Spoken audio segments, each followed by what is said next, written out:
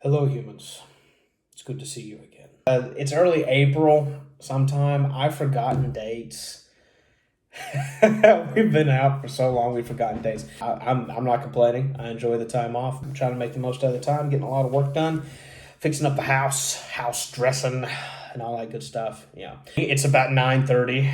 But I forgot to get my mail today until literally a few moments ago.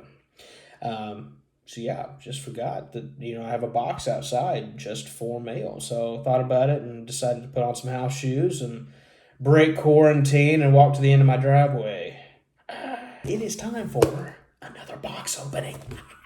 I'll be honest, I was not expecting this. I wasn't. I thought that it would be like another week or something before this fella even got started on this. But man, he's prompt. He's good. Sorry, I'm wiping off Lysol. If there's a box coming in from a different state, I'm going to Lysol the heck out of it. Why not? Yeah, this one is coming in here it's to Mr. Worley from Brandon Wound Pickups. Oh, yeah. Now, before I even open this, Brandon has not asked me to say any of this or anything like that, but the dude got my order finished weeks in advance, from what I expected, which I appreciate immensely. The dude knows how to get his job done. This is the third set I have purchased from Brandon. And the first set I got is actually currently in my 59 Les Paul reissue. And I have a set of Brandon Wound PAF 59 replicas inside those. And it looks something like this. And then the second set that I ordered from him was some gold-plated T-top pickups, and it's currently that set is currently inside my brother's Black Beauty Custom that me and Andrew and another guy worked together to basically rebuild from scraps. Woohoo! Nothing. I think it had a neck with a broken fretboard and a body with only partial paint on it. No binding or anything. I mean, it was hunks of misshapen wood, and we went ahead and rebuilt it. So this is my third purchase from Brandon. Believe me, I would not have made 3 purchases had I not been incredibly pleased with the other 2. So I'm super psyched about this. Let's pull out a knife here. Yeah, nice little claw knife. Let's go ahead and dig in. He's packaged this very well. I know the quality that Brandon has got from the other pickups. I'm a fan, and I fortunately got to meet him at Winter NAMM whenever I was visiting. I've actually got my NAMM shirt on, so I got to meet with him at Winter NAMM. Tall guy. He seemed to be a really nice guy, which that means a lot to me, and I feel more comfortable working with and ordering multiple times from a nice guy and a knowledgeable guy. I appreciate that. Let's dig around in here. What we got? Oh, look at this. We got us a sticker. Heck yeah, man. We're rocking that bling. Whoop, we got more stuff coming out here. Oh, it's on the floor. Oh, what we got? Yep. Here's his card. If y'all don't know Jared Brandon, there's his phone number down there, some ways to contact him. You can go on his website there. He does vintage pickup restoration. Some of you all are the luthiers, that might come in handy for you all if you're wanting to get keep all the original parts but just rewind it or clean up the electronics on it. This guy. The Epiphone, which these are for, has originally had some of the very first mini humbuckers in them, and they're really unique. And really, Gibson's mini humbucker design is really based on that model.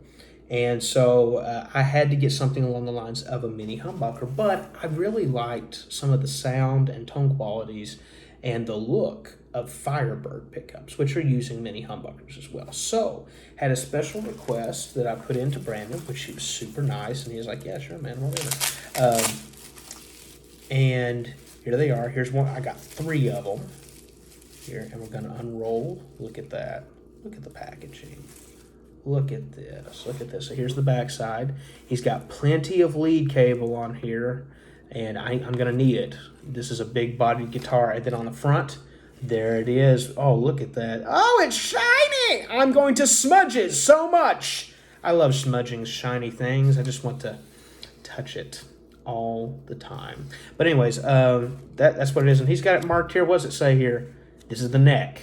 He's got it marked for the neck pickup. And he does have them specifically wound just for those things. So that's really awesome. Man, it's going to be pretty. Next phase that we're going to have to do is come up with some surrounds. Captain's log. Stardate unknown. I've been on this desolate rock for quite some time. Hot chocolate supply running low. Boredom is an unavoidable, inescapable. Unless, of course, you got a package today. All right, yeah, let's open it up. New package, lightweight. It's a nice package.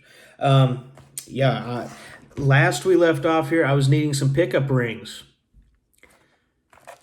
I think they came in. Today, some of you all appreciated my large knife, my overkill, so I thought we would... I love extreme, so I thought this time, you know what? Let's not go with the ginormous knife. Let's go with, like, in Men in Black terms, this is like the noisy cricket, so... Here's the noisy cricket. Yeah, this is the very not so big knife. All right, let's open this puppy up.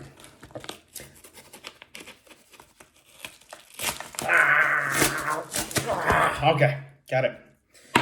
Not the sharpest thing in the world, but hey, he gets the job done. Here we go. Oh, yes. This guitar is rather old. I looked it up. It is from 1952. And so I went with some of these vintage ones, vintage style looking, like vintage cream. So I had to get 2 packs. I got 1 extra pack. If someone wants like the extra one here, let me know whenever I'm done with it. I'm just getting super stoked. This is really exciting because this is 3 years. Many of you have only seen me doing this for like a month or 2. 3 years I have been collecting, buying up, making, harvesting various parts of this and just scouring the internet and various people for the stuff I wanted and needed for this. I'm close. I'm really close. Really close. In fact, I think I want to lay everything out on the guitar. I want you guys to see how close I am to having this sucker finished. Yeah. Let's check it out. I have had this vision for this guitar inside my head for about 3 years now. And I've been trying to explain it to my family, and I say, oh, I found this part, or I'm making this part, and it's going to fill in this spot. And it really doesn't make sense until you see it. None of the parts are actually connected together, but what I have done is taken most of the parts that I have here, and I've laid it out on the guitar like it would, very close to where it would be if it was in a finished product. And I want to show you guys kind of what's been inside my head and is now coming to life. And I love it, man. 3 years of work. And here's what it looks like. For us, I think this is the first time technically we've seen the entire body of the guitar, and definitely with all the parts. I don't know yet if I'm going to keep this pick guard, but I'm definitely going to make one just to make sure we got it all there. But down at the bottom, we have this old style trapeze frequencator tailpiece. Very old school. Over here, you saw this in the first video that I posted from a while ago. This is the part, the switch, and the pickup control that we've got. Check out these nice little hex volume and tone controls. Very old school, man. It took me a while to find those.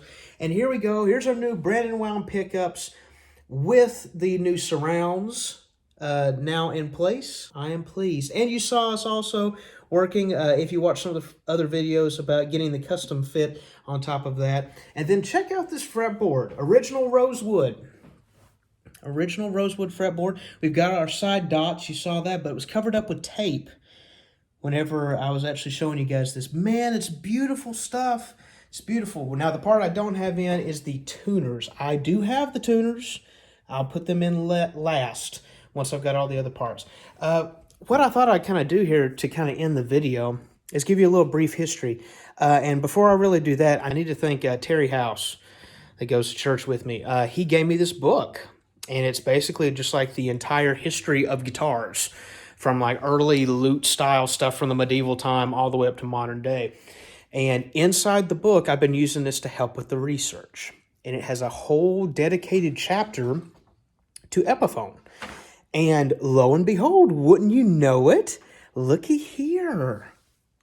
That look familiar? It better. So, for some of the history that's behind this, this company starts making these big-bodied guitars around 1930, around that time. My model is called a Zephyr, and it says here that by 1939, it comes out with the Century, the Coronet, and the Zephyr, and mine is the Zephyr Regent model, and it has in the tag on the inside, still got it there, the original tag, 1952. And what's interesting about that is that in 1951, Epiphone Company has a major strike, okay? And at this point in time, Gibson is already kind of having some trouble with them back and forth, and Gibson sees them as a major competitor because Epiphone has done some really amazing stuff with mini humbuckers. Like I said, this is one of the first models to come up with this sort of thing. And their design for their body of guitar looks very similar to the Gibson flagship guitar, the Super 400. And so by 1951, there's this strike happening. My guitar is built in 1952. The strike closes down the New York Epiphone factory for 4 months. And then at the end of the strike, they move the factory over to Philadelphia. And then, so my guitar, I don't know if it actually says it on the tag or not. It probably was started being built in like New York and then was finished in Philadelphia, or maybe they got it all done in Philadelphia. I'm not sure, but it was finished in 1952 for mine. But as I'm looking here, by the time 1957 rolls around, then Epiphone is basically bought out by Gibson. And I thought it's kind of a concluding idea here. I thought we'd take a look at the two side by side, because I have with me right here in front of me an original Gibson, I think it's a 1963 or 1973, one of those, model Super 400. Now, that's a couple of years after this 52, but I think you can see, for those of you who have never seen a Super 400, you can see why Gibson was a little bit worried about the designs and the creativity of Epiphone and why they bought them out. All right, so here's mine. One more look here, kind of the full body, taking a look at it. And then here's our Gibson Super 400. Oh man, they look quite similar. We've got some different stuff, like our inlay here's a little bit different, a little different tail piece here, but the body shape. Oh, the body shape's totally identical, just about. Actually, Gibson's slightly smaller, just a little hair smaller than this Epiphone over here. A lot of the headstock design, very similar in shape to it all. The inlay work on here, although it is a different type of inlay, they're still using some of the block method that's on here. The use of humbuckers in this sucker. Oh man, yeah, I can totally see why Gibson wanted to make this their model flagship, but also why, given the chance, given the opportune moment, they went ahead and bought this out. Well, thank you so much for watching. Appreciate it. I'm super excited. I'm going to still keep posting videos here once it all gets put together. But I hope you've enjoyed watching. Have a great evening and stay safe.